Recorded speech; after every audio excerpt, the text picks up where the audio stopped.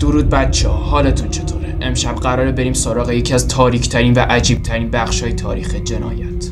پرونده‌ای که باورش سخته و قرار شما رو حسابی شوکه کنه. چون قاتلا بچه بودن. بله، درست شنیدید. کودکایی که هنوز دندون شیری داشتن، ولی دست به قتل‌هایی زدن که حتی پلیس‌ها هم نتونستن راحت باهاش کنار بیان. از پسر بچه‌ای که دوستشو فقط به خاطر کنجکاوی کشت، تا دختر بچه‌ای که وقتی جنازه میدید لبخند میزد. پس تا آخر ویدیو بمون، چون آخرش یه پرونده‌ای هست که هنوزم بعد سالها کسی نمیدونه چرا اون بچه اون کارو کرد. لایک و سابسکرایب و زنگوله یادت نره. بریم سراغ ویدیو.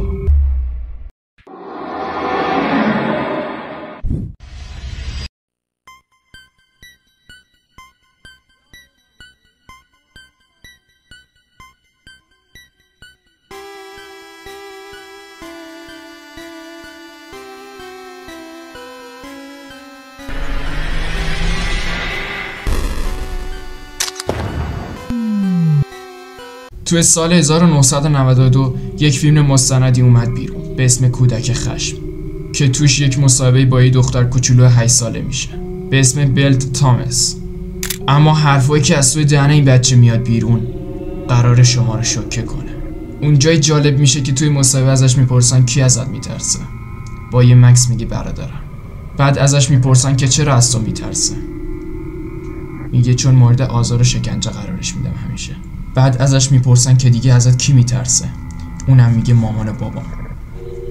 میگه شبا که میخوای مامان بابا چی کار میکنن؟ میگه در روم قلف میکنن. میگه به خاطری که ازم میترسن برم توی اتاقشون شکنجهشون بدم. ازش میپرسه که چرا این کار میکنی؟ میگه حال میده. این عکس بچه رو نگاه کنید، من که دیگه مغزم هنگیده. بریم از زبون خودش این حرفا رو بشنویم.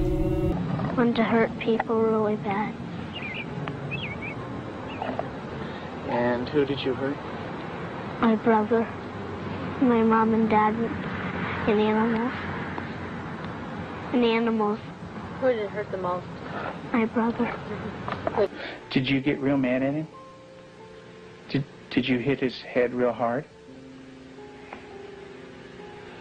Tell me about it. How many times did you do it? A lot?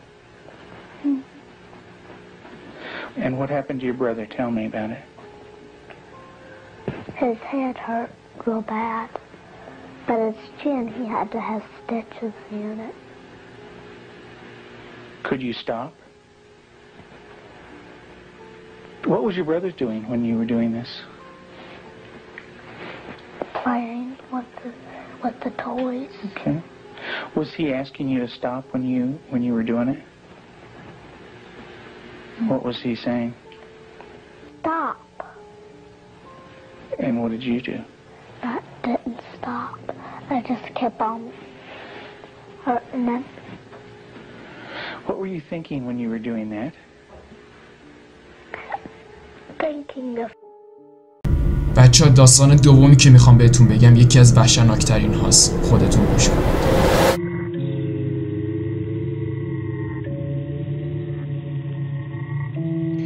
این بچه‌ای که توی تصویر میبینید اسمش آماجید ساجای از هنده که به عنوان کوچکترین قاتل زنجیره‌ای شناخته میشه. جایی که قرار شما رو شوکه کنه اینجاست. خوب گوش بدید. اون فقط 8 سالشه. داستان از جایی شروع میشه که یه روز آماجید رو با یه نوزاد 4-5 ماه تنها میذارن و آماجید شروع میکنه با این نوزاد بازی میکنه، اما با خودش میگه چرا بازی رو هیجانی تر نکنم و میاد. بعد چی کار میکنه؟ میاد یه سیلی میزنه به اون بچه و اونم گریه میکنه، جیغ میکشه و آماجید خوشش میاد و بعد یواش یواش دستشو میبره رو گردن اون بچه و خفش میکنه و بعد این کار میره بچه رو زیر برگ ها توی حیاط قایم میکنه. بعد مامان باباش میان تصمیم میگیرن نوزاد رو سربنیز کنن و یه دروغی به خانواده نوزاد بگن. اما تمام ماجرا اینجا تموم نمیشه. چیزی نمیگذره که قتل دومم اتفاق میفته. حالا جالبیش اینجاست. ننه آقای آماجید میبینن که بچهشون یه نوزادو به قتل رسونده. حالا این دفعه میان چیکار میکنن؟ اونو با خواهر 6 ساله خودش تنهاش میذارن. اونم 6 سال فقط داشته و بعد آماجید همون کاری که با نوزاد کرده با خواهر 6 ساله خودش انجام میده. و پدر مادر آماجید میان اینم لاپوشونی کنن که موفق میشن. اما بار سوم آماجید که میاد قتل انجام بده، پلیس وارد عمل میشه سریع و آماجید دستگیر میشه و بعد آماجیتو میبرن پیش یه روانپزشک، میفهمن بیماری سادیسم داره و بعد همه چی خودش با یه لبخند میگه. در شهر نیوکاسل انگلستان سال 1968 دختری 11 ساله به نام ماری بل زندگی میکرد. اون توی محله فقیر و پر از جرم بزرگ شد. مادرش یه زن خیابونی بود که وقتی ماری 4 سالش بود مواد میداد بهش تا ماری ساکت شه. خیلی از همسایه‌ها گفته بودن که مادرش چند بار سعی داشته ماری رو بکشه ولی هر بار نجاتش دادن. اما چیز ترسناک اینجاست. ماری از همون بچگی رفتارهای خطرناکی داشت. حیوونا رو شکنجه میکرد، بچه‌ها رو میترسوند و نگاهش همیشه یه حس خالی عجیبی داشت. تا اینکه در 25 می 1968 بدن یه پسر بچه 4 ساله به نام مارتین براون توی یه خونه متروکه پیدا شد. پزشک قانونی اول فکر کرد از ارتفاع افتاده چون آثار خفگی مشخص نبود. اما چند روز بعد پلیس روی دیوار مدرسه نزدیک محل قتل نوشته پیدا میکنه با خط کودکانه. نوشته شده بود من کشتم چون این کار باحال بود. هیچ کس باور نکرد که یه دختر بچه بتونه قاتل باشه. اما همه ای ماجرا اینجا تموم نمیشه. چند ماه بعد جسد یه پسر بچه 3 ساله به نام برایان در زمین بازی پیدا شد. این قاتل موهای پسر رو قیچی کرده بود و با یه اشیای تیز روی بدنش علامت امو حک کرده بود.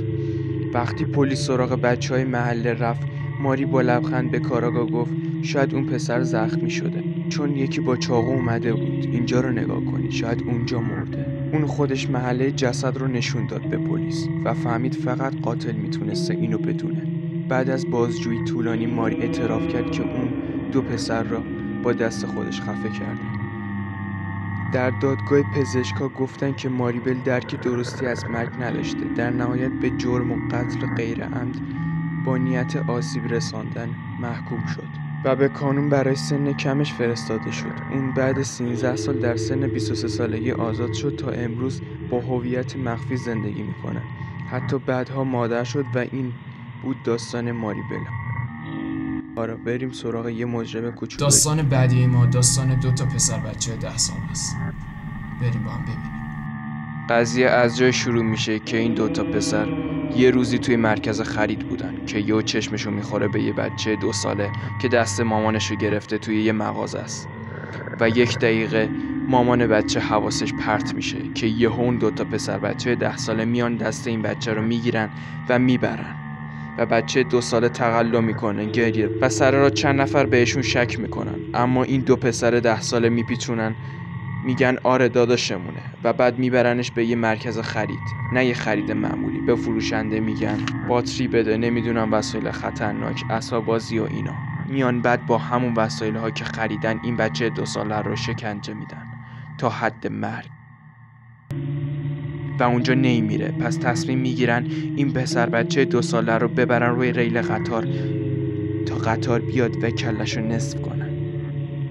این بچه رو میزنه، نصف میکنه، کلش نصف اونور، بدنش نصف اونور. 2 روز بعد پلیس جسد رو از طریق بچه‌های دیگه‌ای دریافت میکنه. و بدترین موضوع میدونید چیه؟ این 2 پسر بچه 10 ساله 8 سال میرن زندان و بعد آزاد میشن و الان دارن با یه هویت جدید زندگی میکنن. اما داستان اینجا تموم نمیشه. داستان بعدی ما راجع به پسری است که تصمیم میگیره مامان باباشو بکشه و این پسر 4 تا قرص اکس میندازه بالا.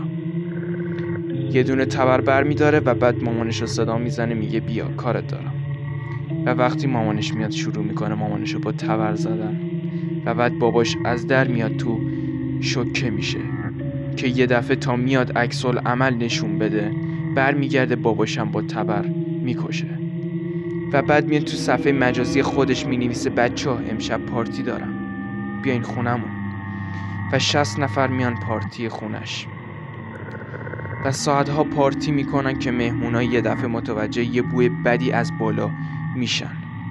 تا اینجای ماجرا فهمیدید که این داداشمون مامان باباشو با تبر میکشه. پسره میاد حالا به رفیقش میگه داداشی من بابا مامانمو کشتم، طبقه بالاست.